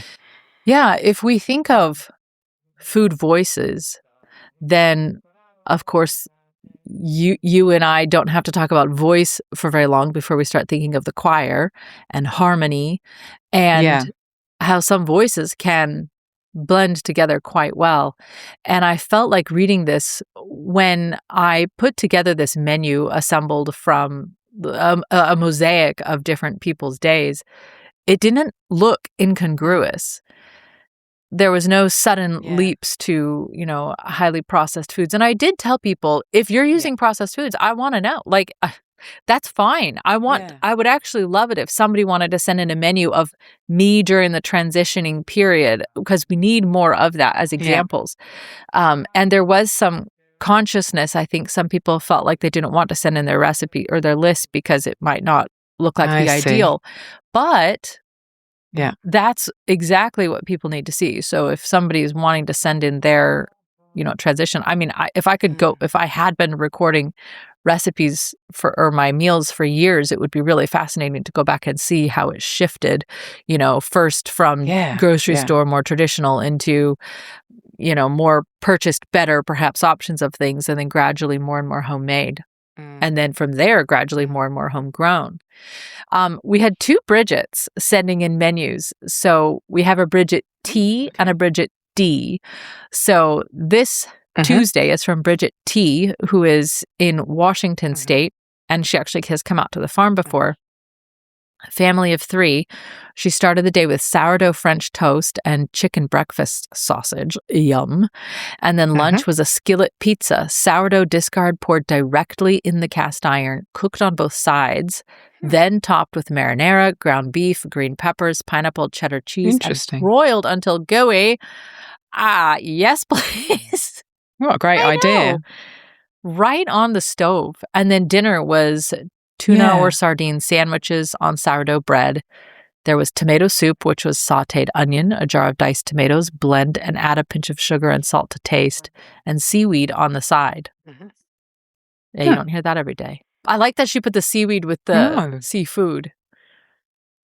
Yeah. Okay, there's more, Allison, but this episode is, I'm going to stop the main feed recording and jump into an after show, because this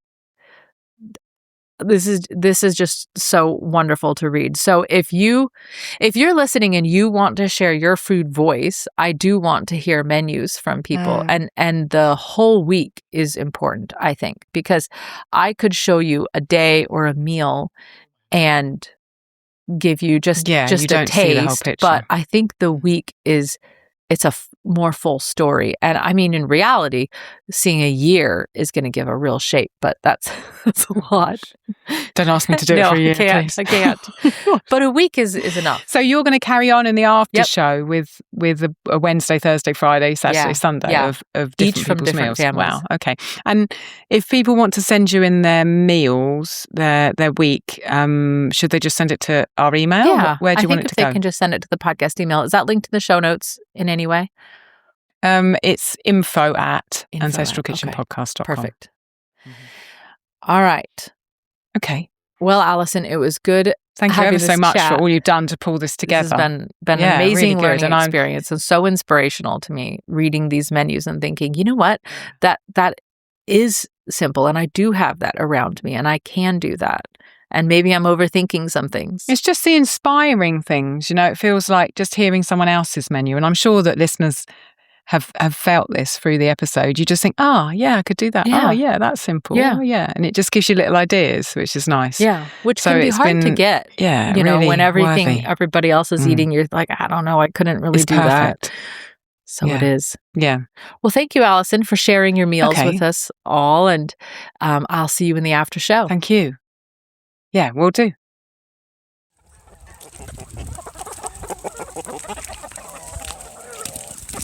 To support the podcast while enhancing your own kitchen endeavors, you can join our community. There are 5 levels to accommodate various budgets and needs. Check them out at ancestralkitchenpodcast.com/join. You or your business can also sponsor an episode or do a little shopping and check out our organic, sustainable merchandise at ancestralkitchenpodcast.com/merch. Leave us a 5-star review on Apple Podcasts today and share our podcast with someone who would be encouraged by it. Thank you. You are helping bring ancestral food into modern kitchens and changing the world one plate at a time.